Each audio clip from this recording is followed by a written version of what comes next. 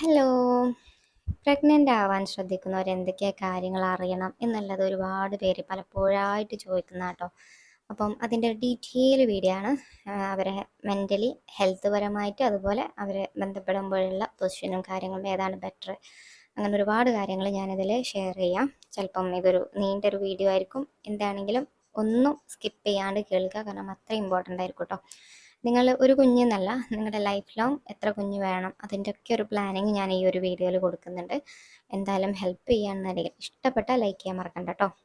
ആദ്യം തന്നെ വിവാഹം കഴിഞ്ഞതിന് ശേഷം ഒരു സ്ത്രീക്ക് 19-20 വയസ്സ് മുതൽ 29 വയസ്സ് വരെയാണ് ഹെൽത്തി ആയിട്ട് ബേബി ഉണ്ടാവാനുള്ള ഒരു ചാൻസ്. എന്ന് വെച്ചാൽ ആ ഒരു സമയത്താണ് അണ്ടം നല്ലൊരു ഹെൽത്തി അണ്ടായിട്ടുണ്ടാവുള്ളൂ. അത് കഴിഞ്ഞാൽ പിന്നെ അണ്ടത്തിൻ്റെ ക്വാളിറ്റി ഒക്കെ കുറയും. അത് മാത്രമല്ല കേട്ടോ, പ്രഗ്നൻസി ടൈം തന്നെ ഭയങ്കര റിസ്കി ആക്കാരം.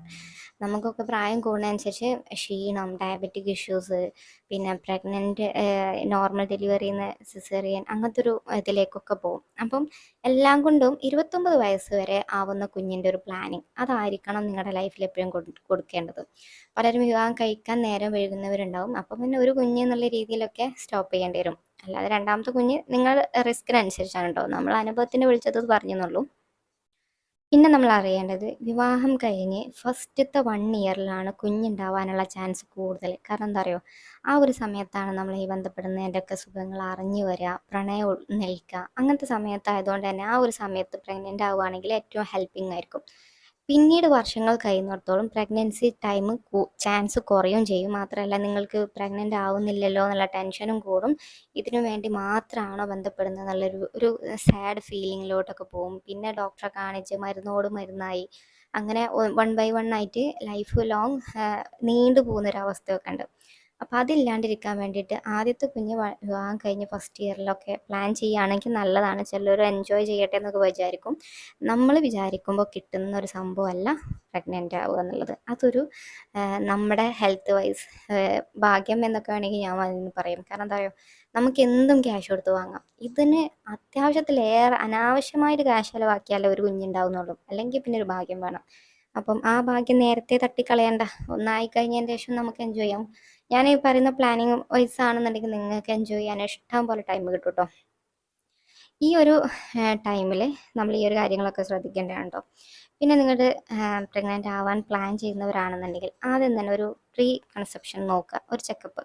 എന്തൊക്കെ ഇഷ്യൂസ് ഉണ്ടോ, തൈറോയിഡ് ഉണ്ടോ, ഡയബറ്റിസ് അങ്ങനത്തെ ഇഷ്യൂസ് എന്തെങ്കിലും ഉണ്ടെങ്കിലൊക്കെ ഒന്ന് നോർമലാക്കുക. നിങ്ങളുടെ വെയിറ്റ് എത്ര കൂടുതലുണ്ടെന്നുണ്ടെങ്കിൽ അത് നോർമൽ വെയിറ്റിലോട്ട് എത്തിക്കുക. ഇനി വെയിറ്റ് കുറവാണെന്നുണ്ടെങ്കിലും നോർമൽ വെയിറ്റിലോട്ട് എത്തിക്കുക. വെയിറ്റ് കുറവുണ്ടെങ്കിൽ ഇഷ്യൂസ് ഉണ്ടാവും. വെയിറ്റ് കൂടുതലുണ്ടെങ്കിൽ +10 കിലോ കൂടണം പ്രഗ്നൻസി സമയത്ത്. അപ്പം സ്വാഭാവികമായിട്ടും എത്രത്തോളം വെയിറ്റ് കൂടുന്ന ചിന്തിച്ചാൽ മതിയല്ലോ. പിന്നെ ഈ പ്രഗ്നൻസി ടൈം പ്ലാൻ ചെയ്യുന്നുണ്ടെങ്കിൽ 3 മാസം മുമ്പ് തന്നെ ഫോളിക് ആസിഡിൻ്റെ മെഡിസിനൊക്കെ എടുക്കണം എന്നാണ് പറയുക. അപ്പം അതുകൊണ്ട് തന്നെ നിങ്ങൾ നേരത്തെ ഡോക്ടറെ കാണിച്ചാൽ ആ ഒരു മെഡിസിനൊക്കെ നേരത്തെ തന്നെ എടുക്കാൻ പറ്റും.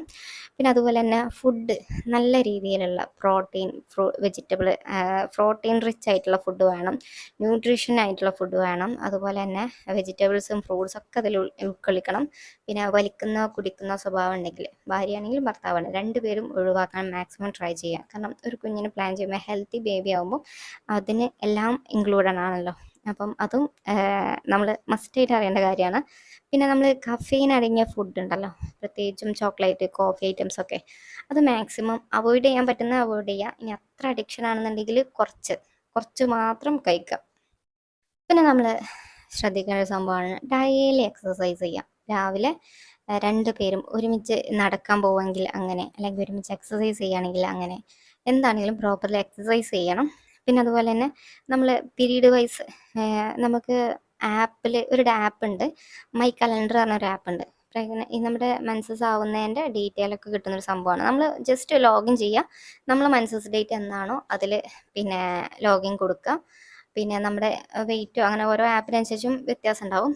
പിന്നെ അത് കൊടുത്തു കഴിഞ്ഞാൽ നമുക്ക് എപ്പോഴാണ് മെൻസസ് ആവേണ്ടത്, എപ്പോഴാണ് ഫെർട്ടിലൈസേഷൻ പീരീഡ് വരുന്നത്, സേഫ് ആയിട്ടുള്ള ടൈം എപ്പോഴാണ്, ഏത് സമയത്തൊക്കെയാണ് ഓവുലേഷൻ പ്രോപ്പറായിട്ട് ഫുൾ ഓവുലേഷൻ ടൈം എന്നൊക്കെ കാണിച്ചു തരും. ഒരു ഏകദേശം കണക്കാണ് അതിൽ. പക്ഷെ ആ ഒരു കണക്ക് പ്രകാരം തന്നെ നമുക്ക് ലക്ഷണങ്ങൾ നോക്കിയിട്ടും അറിയാം. ഇപ്പം ഒരുപാട് ഡോക്ടേഴ്സിൻ്റെ ഒക്കെ വീഡിയോ കണ്ടാലറിയാം നമുക്ക് ഫെർട്ടിലൈസേഷൻ ടൈമിന് നമുക്കൊരു ഓവുലേഷൻ്റെ ആ ഒരു ലക്ഷണങ്ങൾ നമ്മുടെ ശരീരത്തിന് കാണിക്കും. ചിലർക്ക് തലവേദന, ഉരവേദന, ക്ഷീണം, വല്ലാത്ത ഡിപ്രഷൻ അങ്ങനത്തെ സംഭവങ്ങളൊക്കെ ഉണ്ടാവും. അപ്പം അങ്ങനത്തെ ദിവസമായിരിക്കും. അപ്പോൾ ആ ദിവസത്തിൽ ഒന്നോ രണ്ടോ രണ്ടിൽ കൂടുതലോ ഒക്കെ ബന്ധപ്പെടാൻ വേണ്ടി ശ്രമിക്കുക. അതിന് വേണ്ടിയിട്ട് യൂസ് ചെയ്യാനുള്ള പൊസിഷനും കാര്യങ്ങളൊക്കെ ഞാൻ പറഞ്ഞുതരാം.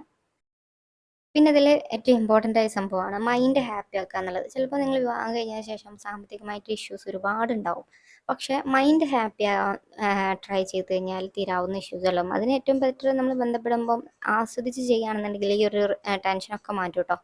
അതിൻ്റെ കൂടെ തന്നെ നമ്മൾ പോസിറ്റീവായിട്ട് ചിന്തിക്കാൻ ശ്രമിക്കുക. എല്ലാ ഇഷ്യൂസും എല്ലാവർക്കും ഉള്ളത് തന്നെ. അപ്പോൾ അതിനെ ഓവർകം ചെയ്യുന്ന ടൈപ്പ് ഓഫ് മൈൻഡ് ഓക്കെ ആക്കുന്ന രീതിയിൽ എപ്പോഴും പോസിറ്റീവ് കൊടുക്കുക. ഇങ്ങനത്തെ മൈൻഡ് എപ്പോഴും ഇഷ്യൂസ് ഒന്നുമില്ല പക്ഷെ എപ്പോഴും നെഗറ്റീവ് ചിന്തകളൊക്കെയാണ് എന്നുള്ള ആളുകളുണ്ടെന്നുണ്ടെങ്കിൽ ജസ്റ്റ് എനിക്കൊന്ന് മെസ്സേജ് അയച്ചു. നമുക്കൊരു 1 hour ചാറ്റ് എടുത്തിട്ട് നമ്മൾ മൈൻഡ് ഒന്ന് കൂളാക്കി എടുക്കാൻ പറ്റും.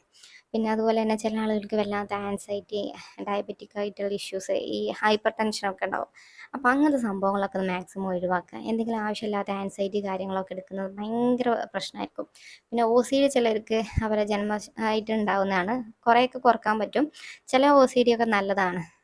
അപ്പോൾ അതിൻ്റെ വ്യാപ്തി മനസ്സിലാക്കിയിട്ട് ട്രീറ്റ് ചെയ്യാൻ നോക്കുക.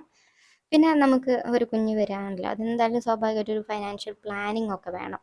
ആ പ്ലാനിങ് ഉണ്ടെങ്കിൽ നമുക്ക് ഒരു കാര്യത്തിലും ടെൻഷൻ അടിക്കേണ്ടി വരില്ല. ആ ഒരു സമയത്ത് അങ്ങനെ എന്തെങ്കിലുമൊക്കെ ചെയ്യാമെന്ന് ചിന്തിക്കണ്ട. നമ്മൾ എന്താണോ നമുക്ക് പ്ലാനിങ്, ആ പ്ലാനിങ് അനുസരിച്ച് നമ്മളെ ലൈഫ് ഇങ്ങനെ വർക്ക് ആവാനാണ് ചാൻസ് കൂടുതൽ. അപ്പോൾ നല്ല രീതിയിൽ പ്ലാനിങ് കൊടുക്കാം. ഇനിയിപ്പോൾ ഫസ്റ്റ് ബേബി, സെക്കൻഡ് എത്ര വേണം, ഏതൊക്കെ സമയത്ത് വേണം എന്നുള്ളതൊക്കെ നേരത്തെ പ്ലാൻ ചെയ്യുക. എത്ര വയസ്സ്, മാക്സിമം ഒരു 3 വയസ്സ് 4 വയസ്സൊക്കെ ഡിഫറൻറ്റ് മതി ഒരു കുഞ്ഞ് തമ്മിൽ. കാരണം ഓവർ ഡിസ്റ്റൻസ് ഉണ്ടായാലും കുറച്ച് ഡിസ്റ്റൻസ് ഉണ്ടായാലും അതിൻ്റെതായ ബുദ്ധിമുട്ടുണ്ട്. അപ്പോൾ അതൊക്കെ മനസ്സിലാക്കിയിട്ട് വേണം ആ കാര്യങ്ങളൊക്കെ തീരുമാനിക്കാൻ. പിന്നെ ഇതിൻ്റെ കൂടെ ഭാര്യ പഠിക്കാൻ പോവുക, ജോലിക്ക് പോകുന്നുണ്ടെങ്കിൽ മെൻ്റലി ഹെൽത്ത് സപ്പോർട്ടൊക്കെ നിങ്ങൾ കൊടുക്കാൻ ട്രൈ ചെയ്യണം കേട്ടോ. ശരിക്കും നല്ലതെന്ന് പറഞ്ഞാൽ പഠിക്കുക അല്ലെങ്കിൽ എന്തെങ്കിലും ജോലിയൊക്കെ ചെയ്യുന്നതാണ്. കാരണം അവരല്ലെങ്കിൽ ഡിപ്രഷനായിട്ടോ അല്ലെങ്കിൽ മൂഡ് സ്വിങ്സൊക്കെ ആയിട്ട് അവിടെ ഇവിടെയൊക്കെ കരഞ്ഞിരിക്കാൻ തുടങ്ങും. അപ്പോൾ അതിലും ബെറ്റർ അവരെ ഇങ്ങനത്തെ കാര്യത്തിലൊക്കെ എൻഗേജ് ആക്കുക എന്നുള്ളതാണ്. അല്ലെങ്കിൽ വീട്ടിലെ ഇഷ്യൂസൊക്കെ പറഞ്ഞിട്ട് നിങ്ങളുടെ സമാധാനം കളയാനും വളരെയേറെ ചാൻസ് ഉണ്ട്. പിന്നെ ഇതിൽ ശ്രദ്ധിക്കേണ്ടത്, നിങ്ങൾ എക്സ്ട്രാ ലൂബ്രിക്കേഷനൊക്കെ യൂസ് ചെയ്യുന്നുണ്ടെങ്കിൽ അത് ഒഴിവാക്കുക കേട്ടോ. ഈ ഒരു സമയത്ത് ചിലപ്പോൾ നിങ്ങളുടെ ഓവുലേഷൻ എന്തെങ്കിലുമൊക്കെ ഇഷ്യൂസ് ഉണ്ടാക്കാൻ അത് ചാൻസ് ഉണ്ട്. അപ്പം അത് പ്രഗ്നൻസി താല്പര്യമില്ലെങ്കിൽ നിങ്ങൾ യൂസ് ചെയ്തോ. പക്ഷേ പ്രഗ്നൻസിക്ക് ട്രൈ ചെയ്യുന്നുണ്ടെങ്കിൽ ആ ഒരു സംഭവം മാക്സിമം ഒഴിവാക്കുക.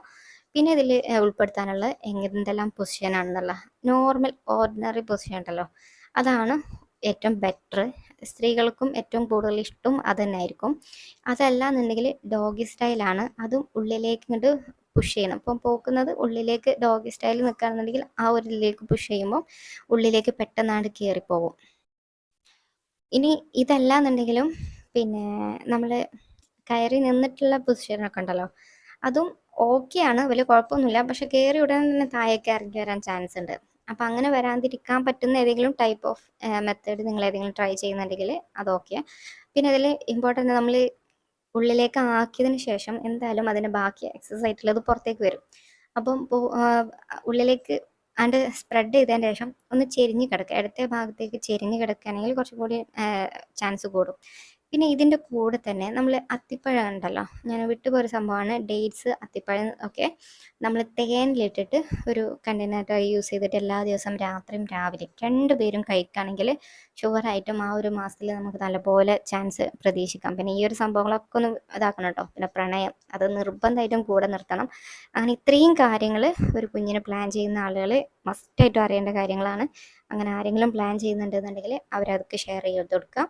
പിന്നെ ഇതിൽ ഒരു കാര്യം കൂടി ഇമ്പോർട്ടൻ്റ് ആയിട്ടുള്ളത്, നിങ്ങൾക്ക് എപ്പോഴെങ്കിലും കുഞ്ഞുണ്ടാവുന്നില്ല എന്നുണ്ടെങ്കിൽ ഡോക്ടറെ കാണിക്കുന്നതിൻ്റെ അളവ് കൂടാൻ ചാൻസ് ഉണ്ട്. അതൊക്കെ കണ്ടും ശ്രദ്ധിച്ചിട്ടൊക്കെ വേണം. കാരണം കൂടുതൽ കുടിക്കുന്നതിനനുസരിച്ച് മെഡിസിൻ എടുക്കുന്നതിന് നിങ്ങളെ മൈൻഡ് വല്ലാണ്ട് ടെൻഷനാവും. ഒരു പ്രശ്നമില്ല എന്ന് പറയുന്ന ദമ്പതികളോട് ഒരു കാര്യം പറയാനുള്ളത്, പ്രശ്നം നിങ്ങൾക്കായിരിക്കും. എന്ന് വെച്ചാൽ മെൻ്റലി നിങ്ങൾ ഓക്കെ ആയാലേ ആ കാര്യങ്ങളൊക്കെ നടക്കുള്ളൂ. അപ്പോൾ ആ ഒരു കാര്യങ്ങൾ നല്ലപോലെ ശ്രദ്ധിക്കുക. എന്തെങ്കിലും ഡൗട്ടോ കാര്യങ്ങളോ ഉണ്ടെങ്കിൽ എനിക്ക് ടെലഗ്രാമിൽ മെസ്സേജ് അയക്കാം കേട്ടോ. പിന്നെ വീഡിയോ ഇഷ്ടമായാൽ ലൈക്ക് ചെയ്യാൻ മറക്കണ്ട. ഇങ്ങനെ കുഞ്ഞിനെ ആഗ്രഹിക്കുന്നവരുണ്ടെങ്കിൽ, പ്ലാൻ ചെയ്യുന്നവരുണ്ടെങ്കിൽ, വിവാഹം കഴിഞ്ഞവരുണ്ടെന്നുണ്ടെങ്കിൽ അവർക്ക് ഈ വീഡിയോ ഷെയർ ചെയ്യാനും മറക്കണ്ട കേട്ടോ. Thank you.